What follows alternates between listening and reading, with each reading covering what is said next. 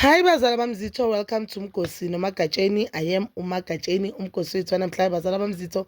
I wanted us to talk about yesterday episode of Uthando Nesithembu. Guys, yesterday episode amakhosikazi bewamisa with a therapist, the lady therapist that umsamseleko ayicelile ukuthi izolekelela enkingeni zakamseleko, guys.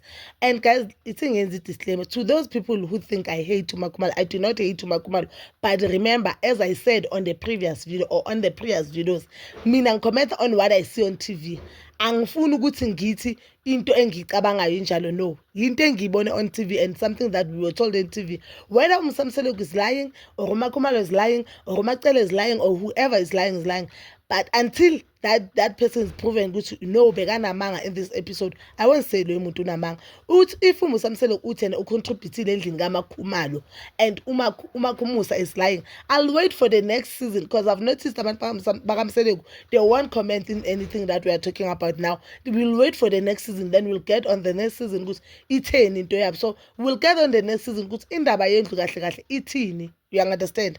Indaba yendlu Makhumalo uyithenga ayi-1 or umusa uyithenge nomusa or umusa because there's a previous episode, not this week, last week. Umusa asked Umakhumalo, go and watch that episode, guys. Then come back and comment the link and comment la. Ubuza did I not contribute? Umusa asked Umakhumalo, did I not contribute endlini nakho? Umakhumalo, she said, Umusa contributed. So abantu lento uthi Umakhumalo uyithenga ayi-1, I don't know, maybe mina ngiskiphile that part. Maybe someone angangisendela a clip where mina ngayibonanga la Umakhumalo athi no Musa, you didn't contribute. Indlu mina ngiyithenge ngi-1. Ikhampani ngivule ngi-1. You understand? I do not have a problem with Umakhumalo. I don't wanna lie, I don't have a problem with Umakhumalo. And there are a lot of things, guys, izinhle ezenziwa uMakhumalo engeke comment ngazo previously. So I won't say mina into mangibona ngirong. As ngisho ngithi, this is my opinion. You can comment down below your opinion, guys. You understand? So I have never, even a single day, Umakhumalo yenza into enhle ngithi akayenzanga into enhle. I do not wanna lie. The time Umakhumalo ill-treat, I was one of the people who was against this thing ukuthi ngiyabona ukuthi into Musa it is wrong. One, the time Umacele I use Umakhumalo, I was one of the few people who noticed because you know what, Umacele is using Umakhumalo. You understand? Okay, on today's, let's just talk about today's episode. I guess leyo sesisusele endleleni othi yena Umakhumalo uthi indlu uyithenga ayi-1. Good, on the previous episode, the episode last week Thursday, ngicela angicommentele with that clip phela sicede kanjalo yayibona. So on yesterday episode amakhosikazi bewamisa the therapist, this lady. I feel like the therapist one of the best therapists that engizibonile mina on TV, lezi abasiletha zona abasithulela zona. UBabundabeni, I'm not happy ngendlela uBabundabeni ahandlela ngazo izinto. I feel like i-relationship kaMabundabeni noMusa is more like a father and a son, and in this situation Babundabeni, because ufuna ukubuilda, it's not like ukhulumela uMusa, ufuna ukubuilda umusa kaMusa and ufuna ubona umusa kaMusa ukhula. Khona izinto uMusa ezorong azenzayo and yena just usbrusha off, u-act as if akazibona. And sometimes ufana ukuthi ulwe nendoda yakho le, then because abazali bafuna ukunakhisa, it's not ukuthi bakhulumela lo muntu loyo kuzobe ngathi amkhulumela, kanti no, yena ubuye entweni ukuthi if ngilibeka iqiniso the way lingakhona phambi kwakho uzophuka lo Musa. You understand? I feel like Babundabeni khona izinto azibhasha off, bokumele kufuneka umuntu who will be brutal honest with uMusa. You understand? So izolo kukhulunywe no Mangwabe lo, I feel like izinto ezikhulunywe no Mangwabe, inhlungu Mangwabe ngiya-understand, and I truly understand where Mangwabe abuya khona. uMangwabe uthi into emzwisa ubuhlungu isivumelano abe naso noMusa masesiphuka sokuthi yena she'll always be number 5, you know, anyeke kusa-eda omunye umfazi. Then ukuthi axolele uMusa kusho ukuthi kumele kubuyisela izinto emuva, and it's highly impossible because uMakhwela already, we know uMakhwela, even though angayisho, but uMakhwela sakhokhela ilobola and sekunengane. So there are things angakwazi ukuxolela uMusa ngazo, but I feel like i-relationship kaMangwabe noMusa with time izoba right. If uMakhwela would be patient noMusa avume abo-wrong bakhe, then they'll be okay. They've been in this situation, they'll be okay. uMusa has been in this situation namanye amakhosikazi, they'll be okay. And if uMusa angaba more open noMangwabe and atshengisa uMangwabe ukuthi like avume wrong wakhe ukuthi I know ukuthi ngasho lamazwi lawo ngiyaxolisa. And to those people who are saying uMusa akayishongo lento Mangwabe, guys, where were you? where were you Mangwabe noMusa makashada? Because since from season 1 of Uthando Nesithembu, uMangwabe ufike vele Uthando Nesithembu was introduced to us. uMangwabe lokho akhona ayifani yakamakhola ukuthi sizothi hey asibuyele emuva wathi wena, you understand? But kuMangwabe chances are ushilo leyo nto leyo uMusa, and Mangwabe ngiyeka ahlala entweni ukuthi uMusa akayishongo kanti or akayizwanga yena ahlale kule nto naleso uMangwabe umuntu onamanga. Ngiyaphinda futhi mina I'm commenting on what we see on TV. Angabe maybe uMangwabe anamanga, but we do not know uMangwabe personal, so you cannot say umuntu ongamazi personal uthi unamanga, you understand? Umuntu onocamba amanga. So I wanted us to talk about uMakhumalo. You know uMakhumalo uthe makakhala, I felt ipain kaMakhumalo because uMakhumalo uthi ayikho into angayenzanga ukwakha lapha. It went to an extent whereby abanye abakhosikazi athe angabamukelanga yena kodwa amukela uMangwabe, and we've seen it. If you've been watching Uthando Nesithembu, you've seen ukuthi even the relationship kaMayeni noMangwabe is much better than the relationship yaMakhumalo noMangwabe. Sorry, yakaMakhumalo no Mayeni. So that means uMayeni has accepted uMakhumalo more than uMangwabe. So why ngibaphandisa uMayeni has accepted uMangwabe like relationship yakhe better than kuyaMakhumalo. You understand? Relationship, I don't know whether yakaMayeni noMangwabe ingcono just because banabantwana. You know abantwana bayakwazi kunenza ukuthi libe close and bayakwazi kunenza ukuthi ni communicate noma ningafuni ucommunicate, because if you look at the relationship ka Mnini noMawande, which is umnini wakaMayeni uMawande wakaMangwabe, ba close labantwana, so they are forced as parents ukuthi ba communicate. Mhlambe umnini ufuna ukuphuma nonto ye understand yonke le nto le, so they are forced ukuthi ba communicate. I don't know whether a relationship yabo yenzo iloko, but I've been noticing ukuthi uMayeni noMangwabe they are okay than uMayeni noMakhumalo.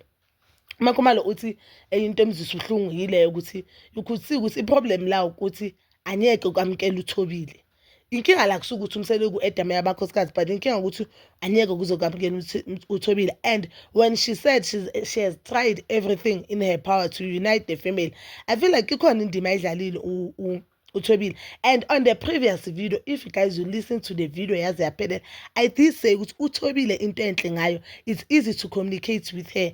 Ngathini umuntu olulu ukuthi ungeza kuyo ukhulume, and ezinye zezinto uThobile mabahlangane bayifamily noma bangaxabana kanjani, uyambona uyahleka noma kuhlekiswa, uyabahype abantwana, uyabathanda abantwana bonke. I-relationship kaThobile nomnini yinhle ukudlula kaThobile noMayeni umama kaMnini, you understand? And if bekumi umuntu bakayothi since umama akho mina naye singekho right, angeke ngikwazi ukwamukela njengomntanami, or angeke ngikwazi kuba ne good relationship with you.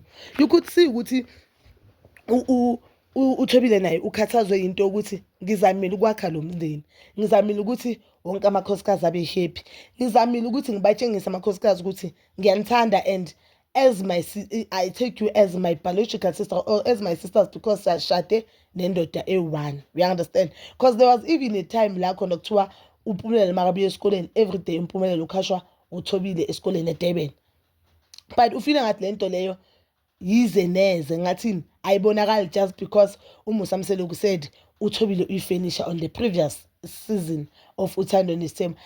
You know one thing about uMusa, one thing I've noticed about uMusa mawungekho sayidini yakhe uzoyenza sure ukuthi uvithize inhliziyo avithize nomoya wakho usale ufile ngathi awusi next. And I understand abantu bakibo uThobile mabathi umama kaThobile usaba kwakubukela Uthando Nesithembu because akazi ukuthi on the next episode kuzothiwa nomntana wakhe.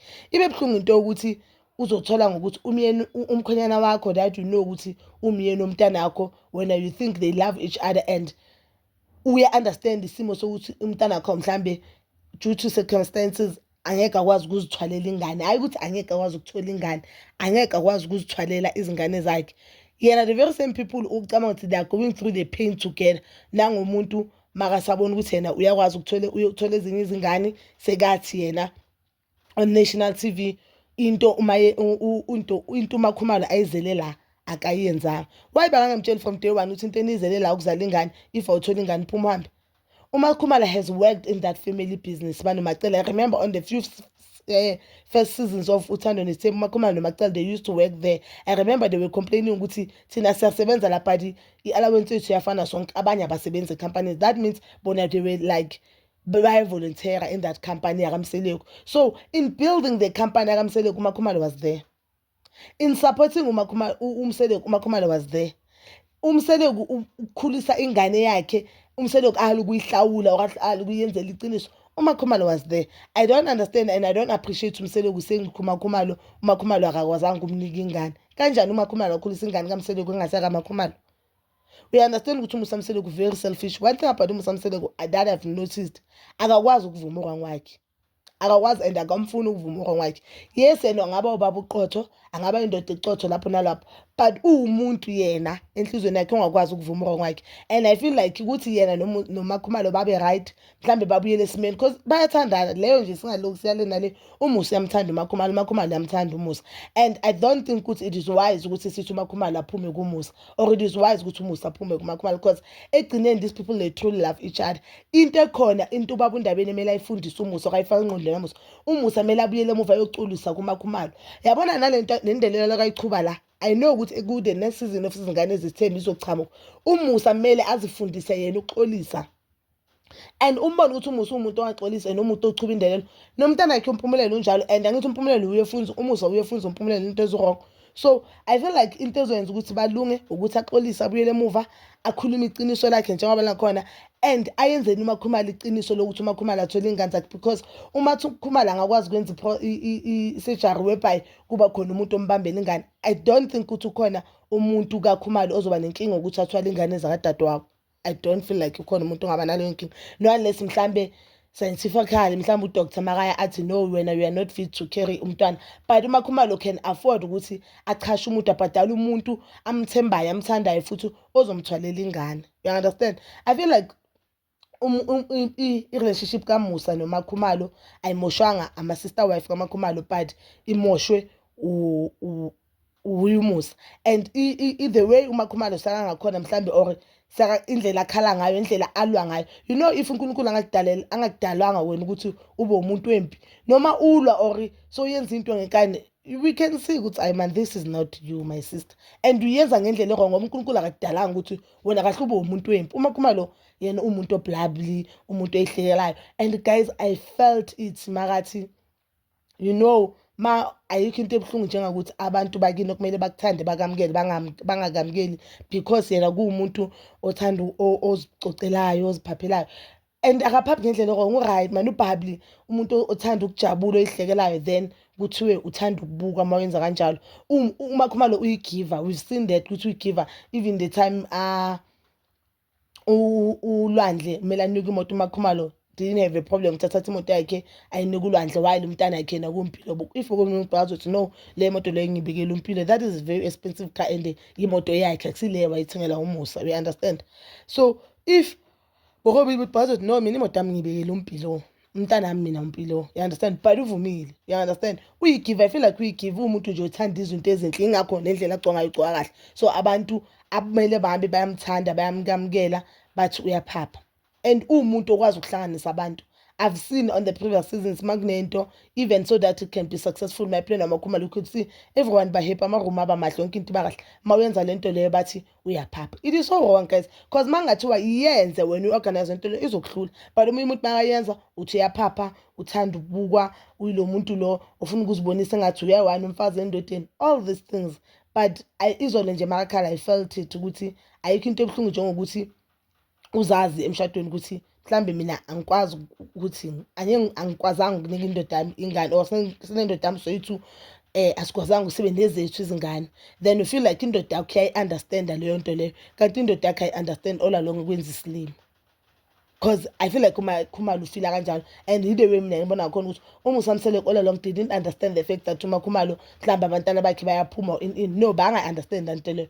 Bayenza ngathi uyayi-understand, yingakho uMakhumalo she didn't have a problem ngokuthi angaloka first indaba zabona ithini the process whereby or i-surgery where umuntu ukukherela ingane. That's why mhlawumbe angazange apushe that thing, because she felt like nginazo ngike ngabona kwenye interview athi I have 10 step children. Nginengane zami mina eyofika mase ngifike ekhaya ezulwini ngiyohlangana nazo. So I don't have a problem ukuthi manje anginazo kamseleku eziphilayo kwamanje, kodwa ngiyazi ukuthi ngike ngaba nengane ngizothi mase ngiphumula ngiyohlangana nazo ezulwini. Futhi nalezi ezinye zama-sister wives azomyeni wami ezami ngoba zomyeni wami. So you know when unaleyo ngcondo leyo ukuthi no, I don't have a problem, yes kubuhlungu udlula ngane but sengamkelile, and you are thinking wena nendoda yakho you are on the same page kanti you are not on the same page, indoda yakho izicabangela okwako okugcwele amanzi.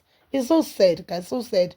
And I feel like umusa mhlambe yena ekukhuleni kwakhe ufile ngathini ufile ngathi abafazi bakhe abam-appreciate, then ngathini wababulala bonke, azange akwazi ukupoint out ukuthi when you are wrong, when you are right, akakwazi ukuhlukanisa. As one of the wives go-wash on the previous season ukuthi umuntu makuthinta, futhi kusho yena makhuluma ukuthi wena umuntu makuthinta njenge-rubbish umenza isilima, awukwazi ukuthi umuntu uthinta njenge-rubbish umnike rubbish okuphatha kahle umphathe kahle, awukwazi ukwenza kanjalo. Uvele uhlanganise wonke umuntu ebhodweni eli-one, then obvious sokumele kushe nalaba angazange baze bayenza into wrong. But that is my opinion. You can comment down below, and please don't forget to like, subscribe, share and hit that notification button. Ngithanda ukuya nokubuya.